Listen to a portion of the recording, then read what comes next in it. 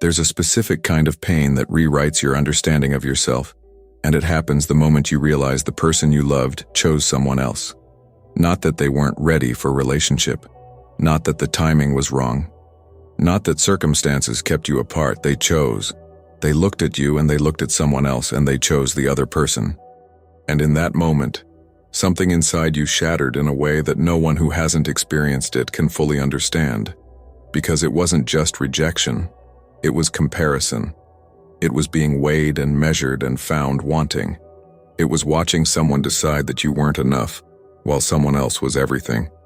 If you've ever felt the specific agony of being unchosen, if you've spent sleepless nights trying to understand what the other person had that you lacked, if you've analyzed every detail of yourself and found it insufficient, if you've felt like a rejected audition for a role that someone else was born to play, if you've carried the wound of not being selected while watching someone else receive the love you wanted to give, if you've wondered whether you'll ever be anyone's first choice or whether you're destined to be the one who loved while others were loved back, then what I'm about to share will change everything you understand about what actually happened and what it really means about your worth. Carl Jung discovered something that will completely transform how you see this experience of being chosen against. After decades of studying the human psyche, he found that the pain of watching someone choose another person isn't actually about the present situation at all. It's about every time in your life you felt unchosen, unwanted, excluded, insufficient. That moment when they picked someone else didn't create new pain. It detonated old pain that's been living in your psyche since childhood, since the first time you learned that love could be conditional, that belonging could be selective, that your worth could be measured against others and found lacking.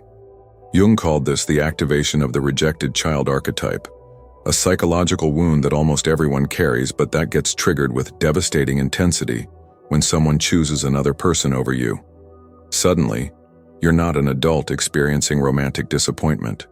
You're a child again, standing alone while others are picked for the team, watching your parent favor your sibling, seeing your friends form a group that doesn't include you, learning the soul-destroying lesson that you're somehow fundamentally less than others, that there's something wrong with you that makes you unworthy of being chosen. But here's what Jung understood that changes everything. The narrative your mind created in that moment of being unchosen, the story that you're not enough, that the other person is better, that you lack whatever mysterious quality makes people choosable. This story is your wounded ego trying to make sense of pain using old templates from childhood. It's not truth. It's trauma interpretation. Your psyche is reading the present through the lens of the past, and it's coming to the same conclusion it came to when you were young and didn't have the psychological sophistication to understand that being unchosen doesn't mean being unworthy. Most people who experience this specific pain spend years trapped in comparison, trying to understand what the other person has that you don't. You analyze their appearance, their personality, their accomplishments, their energy, searching for the quality that made them worthy of being chosen while you were rejected. You construct elaborate theories about why they were selected. Maybe they're less complicated, less intense, less damaged. Maybe they're prettier, funnier, more easygoing. Maybe they don't ask for as much, don't need as much, don't feel as much. Maybe they're simply better at being what this person wanted, while you were exhausting yourself trying to be enough and failing. But Jung would have told you that you're asking the wrong questions entirely. The question isn't what they have that you lack. The question is why your psyche is so invested in comparing yourself to someone else, why you're so certain that being unchosen means being insufficient, why you automatically assume that their selection of someone else is a verdict on your worth, rather than simply a choice based on their own psychology, their own wounds, their own unconscious patterns that probably have nothing to do with any objective measurement of your value.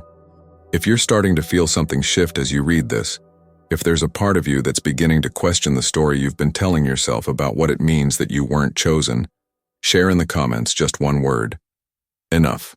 Because Jung believed that reclaiming your inherent worth begins with refusing to accept someone else's choice as evidence of your insufficiency, with recognizing that being unchosen by one person doesn't diminish your fundamental value, with understanding that their choice says more about them than it does about you. Jung spent decades studying what he called projection in relationships, and what he discovered completely dismantles the narrative that you weren't enough. He found that when people choose partners, they're not objectively evaluating who's better or worse, more or less worthy. They're unconsciously selecting based on who matches their internal psychological templates, who fits their unhealed wounds, who allows them to recreate familiar patterns from their past. The person who chose someone else over you wasn't looking at two people and selecting the superior one. They were unconsciously gravitating toward whoever matched their psychological needs in that moment. Think about what Jung understood about unconscious mate selection. People don't choose partners based on who would actually be good for them, who could offer healthy love, who possesses genuine compatibility. They choose based on who feels familiar, who activates their attachment patterns, who allows them to replay childhood dynamics, who matches the unconscious image they carry of what love should feel like. If someone grew up with inconsistent caregivers, they'll often choose partners who are inconsistent because that feels like love to their wounded psyche. If someone learned that love means anxiety and uncertainty, they'll choose people who provide that experience. The person you loved who chose someone else was making an unconscious psychological choice, not a conscious evaluation of your worth. They weren't sitting there thinking, this person is objectively better than the other person, so I'll choose them. They were responding to unconscious cues, to psychological fits that they couldn't articulate or even recognize, to patterns that were drawing them toward whoever would allow them to stay unconscious, rather than whoever would challenge them to grow. You might have actually been too healthy for them, too available, too capable of real intimacy, too likely to require them to evolve beyond their comfort zone. Jung documented countless cases where people rejected partners who could have offered genuine love in favor of partners who would recreate their wounds. He found that most people, especially those who haven't done significant psychological work, are terrified of healthy love because it would require them to become different people. They say they want someone stable, but they choose chaos. They say they want someone available, but they choose unavailable. They say they want someone who sees them, but they choose someone who mirrors their wounded self-image back to them. This is why you need to stop analyzing what the other person has that you lack. You're operating from the assumption that this was a rational choice based on objective qualities, but Jung would have told you that mate selection is almost never rational. It's profoundly irrational, driven by unconscious forces that the person themselves doesn't understand. They chose the other person not because that person is better, but because that person fit their unconscious psychological needs in ways you didn't. And depending on how unconscious those needs are, that might actually be a blessing rather than a curse. But here's where Jung's insight becomes uncomfortable. You also need to examine why you were attracted to someone who would ultimately choose someone else over you. Because if mate selection is driven by unconscious patterns, then your attraction to this person wasn't random either. You were drawn to them for psychological reasons that might have had nothing to do with genuine compatibility and everything to do with familiar wounding. Jung found that people often unconsciously pursue partners who will reject them, because rejection is the familiar experience, because being unchosen confirms the narrative they already believe about themselves. This doesn't mean you consciously wanted to be rejected, but it might mean that some part of your psyche was drawn to someone who would recreate the experience of not being enough, who would activate your core wound of unworthiness, who would confirm the story you learned in childhood about your place in the hierarchy of lovability. Jung called this repetition compulsion, the unconscious drive to recreate our wounds in adult relationships, hoping this time the outcome will be different, hoping this time we'll finally be chosen and thereby heal the original rejection. If this is making you uncomfortable, if you're resisting the idea that you played any role in your own pain, stay with that discomfort. Jung wasn't blaming you for being rejected. He was inviting you to examine the unconscious patterns that might have drawn you to someone who wasn't actually available to choose you, someone who was always going to select someone else because their psychology required it. Understanding this doesn't diminish your pain, but it does transfer it from evidence of your unworthiness to evidence of unconscious patterns that are ready to be examined and transformed. The ego wound of being chosen against is one of the deepest cuts the psyche can experience, and Jung understood why. Your ego's primary function is to maintain a coherent sense of self, a stable identity that allows you to function in the world. When someone chooses another person over you, your ego interprets this as evidence that your identity is flawed, that your sense of self is inaccurate, that you're not who you thought you were. If you believed you were lovable, their choice suggests you're not. If you believed you were valuable, their selection of someone else implies you're lacking. Your entire self-concept gets destabilized in an instant. Jung found that people with fragile ego structures are most devastated by being unchosen because they don't have internal stability to withstand external rejection. If your sense of worth depends on being chosen, on being wanted, on being selected, then not being chosen feels like annihilation. You needed their choice to confirm your value because you haven't developed internal sources of worth that exist independent of others' validation. Their rejection didn't just hurt your feelings, it threatened your entire psychological structure. But Jung also discovered that this kind of ego wound, as painful as it is, creates an opportunity for what he called ego death and rebirth.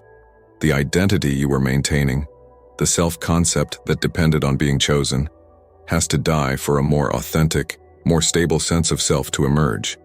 You can't build genuine self-worth on the foundation of being selected by others.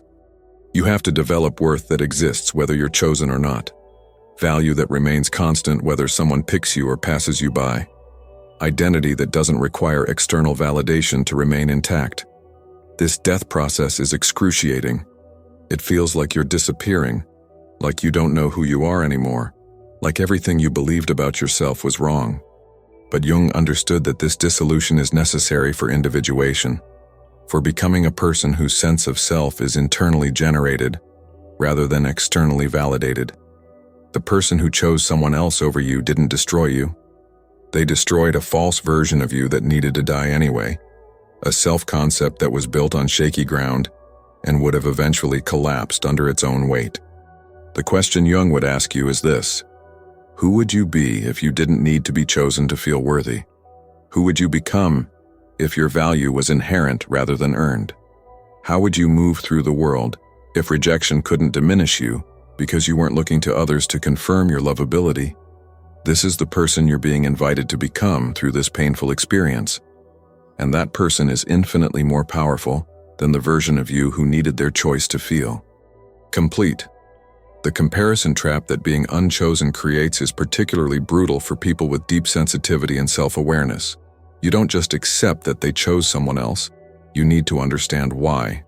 So you create elaborate comparison analyses, listing their qualities and your qualities, trying to solve the equation of why they were enough and you weren't.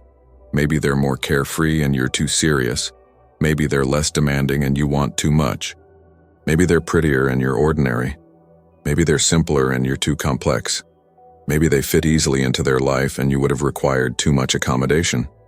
Jung would have recognized this comparison as the ego trying to regain control through understanding, trying to transform the chaos of rejection into a logical narrative that makes sense. But he would have also told you that this comparison is torture you're inflicting on yourself, a way of keeping the wound fresh rather than allowing it to heal.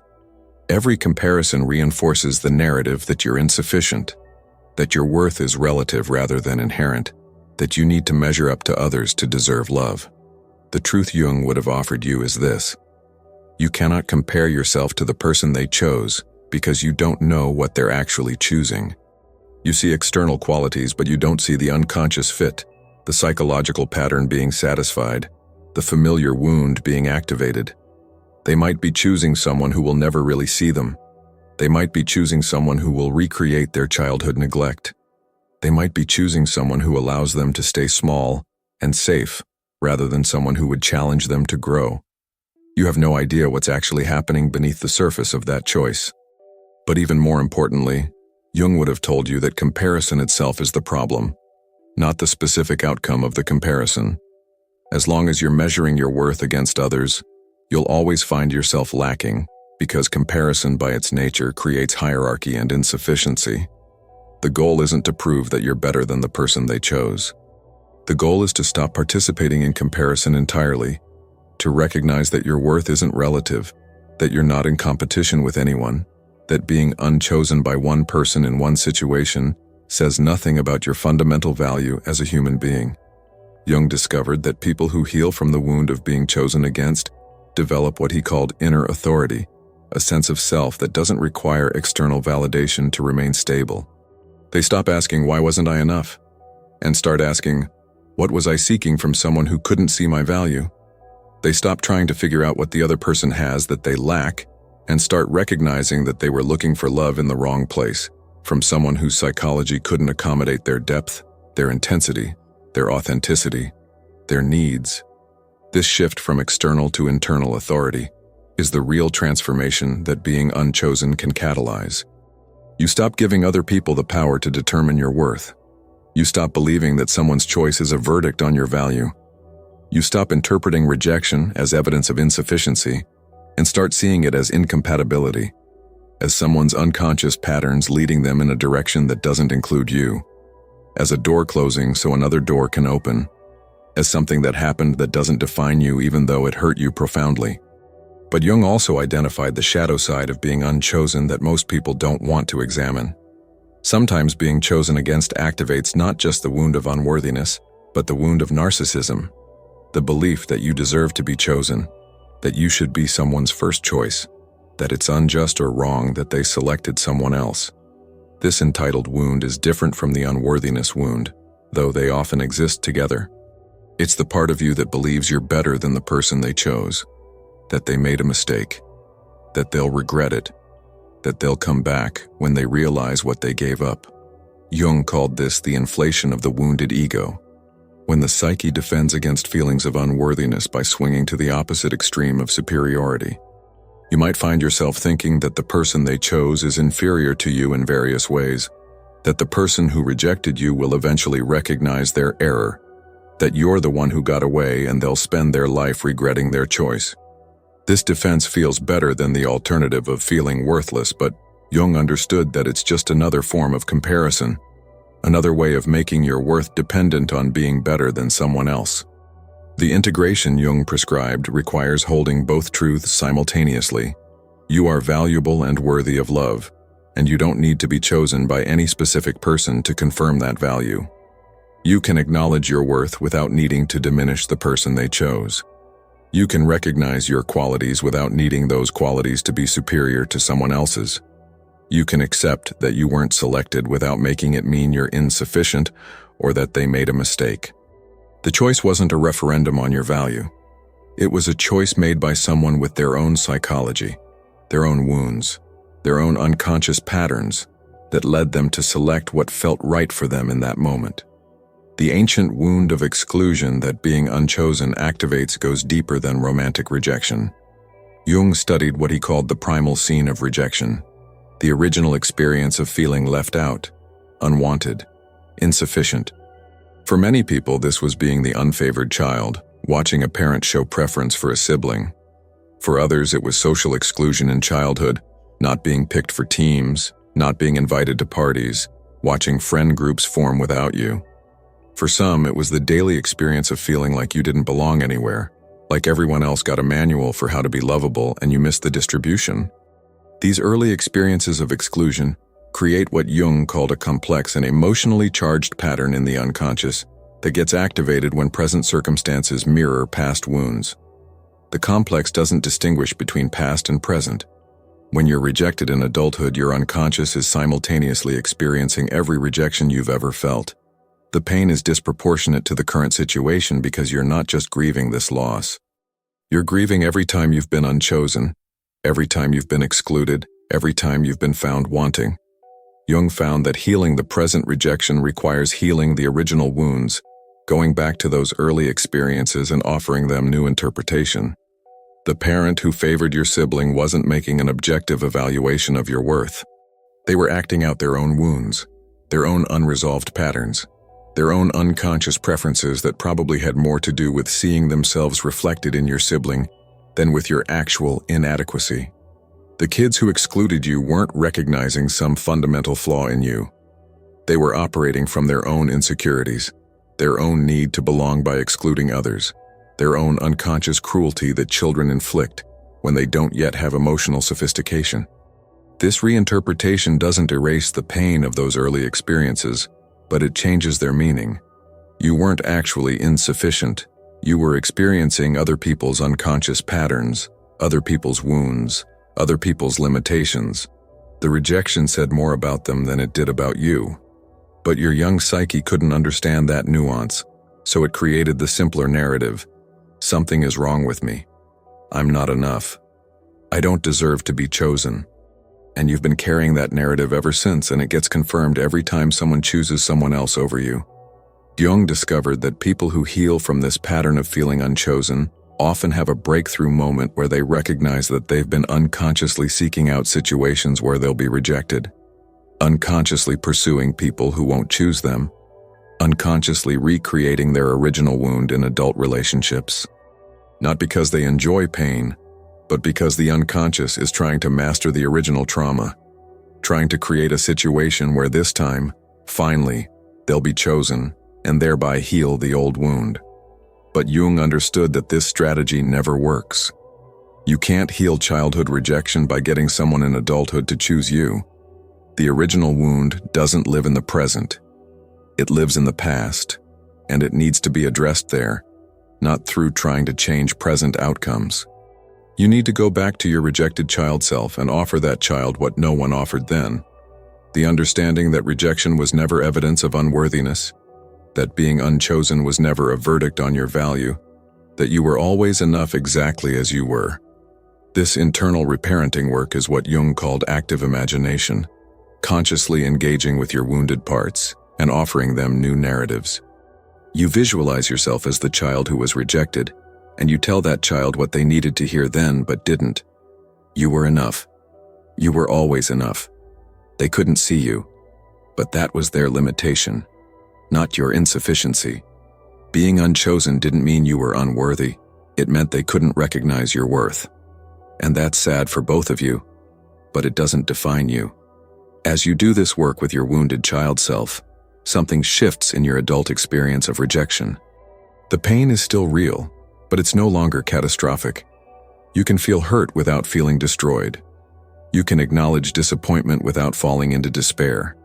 You can recognize that not being chosen stings without making it mean you're fundamentally flawed. The rejection becomes a specific situation that causes specific pain, rather than confirmation of your deepest fear that you're not worthy of being selected. Jung made a profound discovery about people who transform the experience of being chosen against into genuine self-knowledge. He found that this wound, when worked with consciously, often becomes the doorway to discovering what he called your authentic value system, the qualities and characteristics that make you genuinely valuable, independent of anyone's recognition or selection. As long as you're focused on being chosen, you're trying to conform to others' preferences, molding yourself into what you think makes people choosable, performing versions of yourself that might be selected. But when you've been unchosen, when someone has looked at you and decided you're not what they want, you're forced to confront the possibility that maybe you were performing the wrong qualities. Maybe you were trying to be chosen for things that aren't actually your essential value. Maybe you were hiding your genuine self in favor of a more palatable version that still wasn't enough. This realization is initially devastating, but it's also liberating because it means you can stop performing. Stop trying to be what you think others want, and start discovering what you actually are beneath all the adaptive strategies. Jung called this the process of individuation, becoming who you actually are rather than who you've been pretending to be to earn love. The person who chose someone else over you was rejecting the performed version of you, the adaptive self you've been presenting to the world, the false personality that you thought would be chosen. But they were never seeing the real you, and the real you was never being offered for selection. You were trying to be chosen while hiding your authentic self, and when you weren't chosen, you concluded that you weren't enough, when actually, the you that was being evaluated wasn't the real you at all. This understanding transforms everything. The rejection stops being about your authentic worth and becomes feedback that you were operating from a false self, that you were trying to earn love through performance, rather than offering love through authenticity. Jung would have told you that being rejected while performing is actually less painful than being rejected while authentic, because the performed self isn't your real self. So its rejection doesn't truly touch your core. The painful part is that you believed the performed self was you. So the rejection felt personal when it was actually impersonal. The work now becomes discovering who you actually are beneath the performance, what Jung called your authentic personality. What do you value when you're not trying to please anyone? What do you enjoy when you're not seeking validation? What qualities emerge when you're not performing lovability? Who are you when no one is choosing or not choosing you? When you exist independent of anyone's evaluation? When your worth isn't contingent on selection? Jung found that people who do this work often discover that they're vastly different from who they've been pretending to be, that their authentic self has qualities they've been hiding because they thought those qualities made them unchosen. Maybe you're more intense than you've been showing, more complex, more demanding, more unconventional, more difficult. Maybe you need more than you've been asking for, want more than you've been admitting, require more than you've been requesting. Maybe the qualities that make you genuinely you are the exact qualities that would have made you unchosen by this particular person. And here's where Jung's insight becomes revelatory.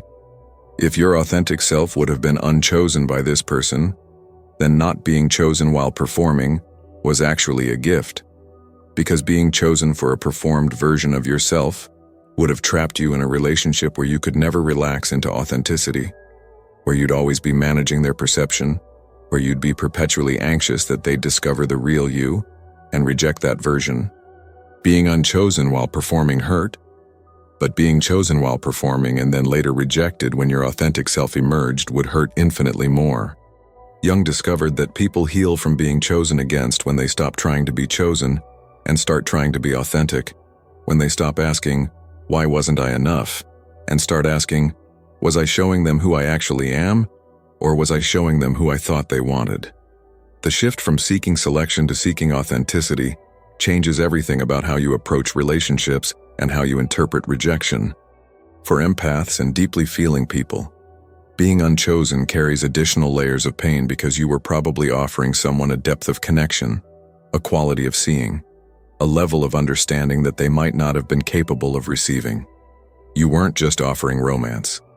You were offering soul-level recognition, genuine intimacy, authentic witnessing, and they chose someone who might offer them surface-level compatibility, familiar patterns, unconscious comfort.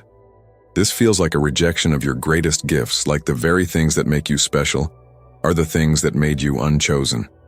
Jung would have told you that this happens because most people are terrified of being truly seen, genuinely known, authentically witnessed. They say they want depth, but depth requires vulnerability. They say they want intimacy, but intimacy means showing parts of themselves they've been hiding.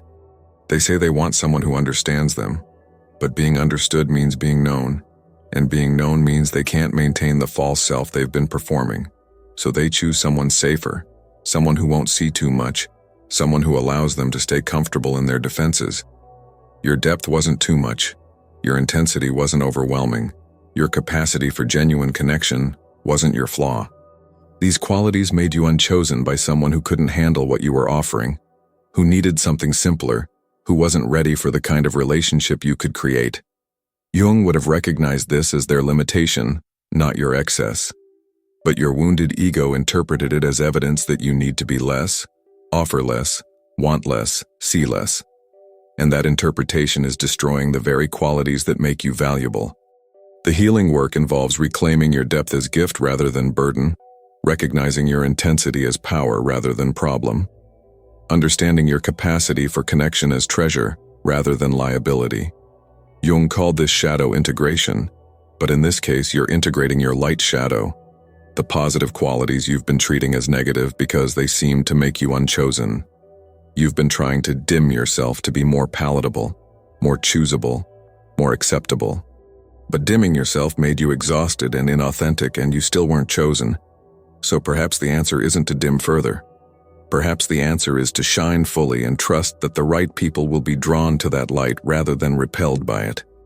If you're feeling something shift inside you as you read this, if you're beginning to recognize that being unchosen might not have been about your worth, but about incompatibility between your authentic self and their capacity to receive it, if you're starting to question the narrative that you need to be less to be loved, share in the comments what quality you've been dimming that you're ready to reclaim.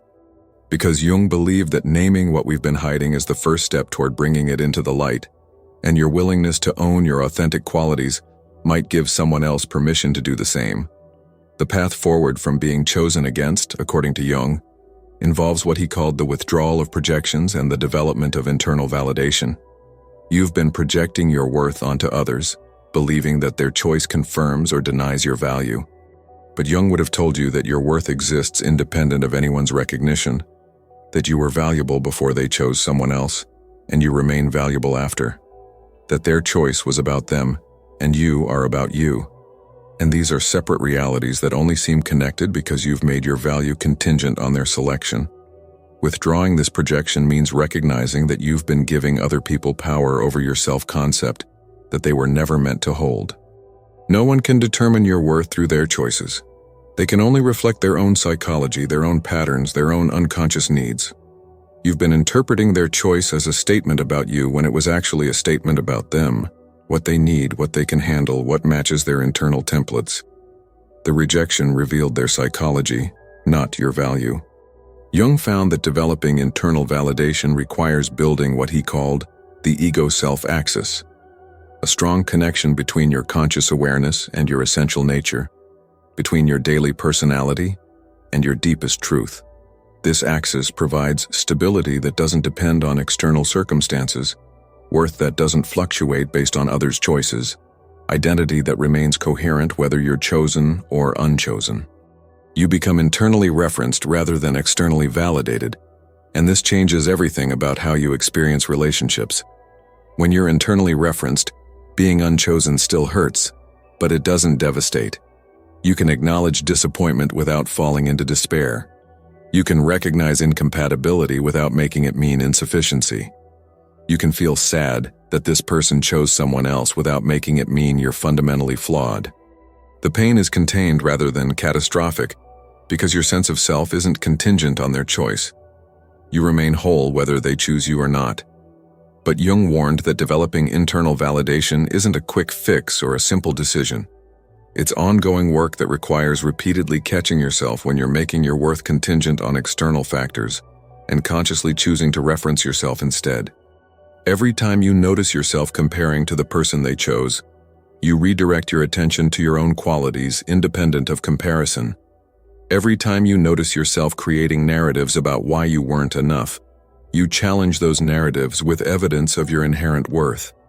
Every time you notice yourself seeking validation from others, you practice offering that validation to yourself. This work is difficult because your wounded ego will keep trying to get external confirmation that you're valuable. Keep seeking evidence that someone choosing you would prove your worth. Keep hoping that if you can just be chosen next time, it will heal the wound of being unchosen this time. But Jung understood that external validation never heals internal wounds. Another person choosing you might feel good temporarily, but it won't resolve the deeper issue of making your worth contingent on selection. You'll simply become anxious about maintaining their choice, terrified of being unchosen again, performing to keep their selection rather than relaxing into authenticity. The goal isn't to be chosen. The goal is to be authentic and let the chips fall where they may, trusting that the people who choose your authentic self are the ones who can actually build real intimacy with you, while the people who would have chosen your performed self were never choosing the real you anyway. Jung called this psychological sovereignty, existing independent of others' evaluation, offering yourself authentically, and accepting that some people will choose you and others won't, and neither choice determines your worth. For those navigating the specific pain of being chosen against, of watching someone select another person while you offered yourself fully, I want you to know that your suffering is valid, your comparison is understandable, your wound is real. But I also want you to know that the story you're telling yourself about what it means that you weren't chosen is likely inaccurate, based more on old wounds than present reality, shaped more by childhood patterns than adult truth. If you're ready to transform this experience from evidence of unworthiness into an opportunity for developing authentic self-worth, I've created something specifically for people working through this kind of rejection. It's called Your Pain Was Not in Vain, a Jungian guide to transform the pain of impossible love into self-knowledge and inner strength. It's a 30-day gentle journey designed to help you examine the wounds that rejection activated, challenge the narratives you've been carrying about your worth, and develop internal validation that makes you less vulnerable to being devastated by others' choices. It includes exercises for healing childhood wounds, withdrawing projections, and discovering your authentic value independent of being chosen. If you're ready to stop making your worth contingent on selection and start recognizing your inherent value, you'll find it linked in the description. It exists as support for when you're ready to choose yourself even when others didn't. The truth about being chosen against is both simpler and more complex than your wounded ego wants to believe. Simpler because it was just a choice made by one person, based on their own psychology, not a cosmic verdict on your worth. More complex because it activated every wound you carry about being insufficient, every fear you hold about being unlovable, every pattern you've inherited about needing to earn belonging through performance. The present rejection is real and painful, but the catastrophic meaning you're giving it comes from the past, from old wounds that are ready to heal if you're willing to see them clearly. Jung's final insight about being unchosen was this: the people who reject you are often doing you the greatest favor, removing themselves from your path so you can find people who can actually see you, value you, choose you for who you actually are, rather than who you're pretending to be. The person who chose someone else over you wasn't your person. They couldn't receive what you were offering. They couldn't handle your depth. They couldn't match your intensity. They couldn't build what you were capable of building. And discovering this now, painful as it is infinitely better than discovering it years into a relationship where you were perpetually trying to be enough for someone who would never see your worth. You weren't unchosen because you're insufficient. You were unchosen because you were offering something they couldn't receive, showing them something they weren't ready to see, inviting them into depths they weren't prepared to explore. Your greatest qualities made you unchosen by someone who needed something different, something simpler, something that matched their current psychological state. And that's information, not verdict. That's incompatibility, not inadequacy. That's them revealing who they are and what they can handle, not you being measured and found wanting. If this exploration has helped you see your experience of being chosen against through a different lens, if you're beginning to question the story that you weren't enough, if you're starting to recognize that their choice says more about them than it does about you, share in the comments what quality or characteristic you're reclaiming as valuable, even though it didn't make you chosen by this person. Because owning what makes you genuinely you, regardless of whether it makes you selected, is how you begin developing the kind of self-worth that can't be shaken by others' choices. And if this journey into understanding rejection through Jung's psychology has resonated with your experience, please subscribe so we can continue exploring these depths together, and share this with someone who might need to hear that being unchosen doesn't mean being insufficient, that rejection reveals incompatibility rather than inadequacy, that their worth remains constant regardless of who chooses or doesn't choose them. Thank you for having the courage to look at one of the most painful experiences humans can face, the wound of being chosen against. Thank you for being willing to question the narratives you've been carrying about what that choice means. Thank you for considering that maybe, just maybe, you weren't rejected because you weren't enough, but because you were offering something they couldn't receive, and that makes their choice information about them rather than judgment about you. Your worth isn't determined by who chooses you. It's inherent, constant, unchanging, regardless of others' selections. And learning to believe that truth, to live from that truth, to build your life on that truth, is the real transformation that being unchosen can catalyze if you're willing to do the work. Until we meet again in the next exploration of what it means to know your worth, independent of others' validation.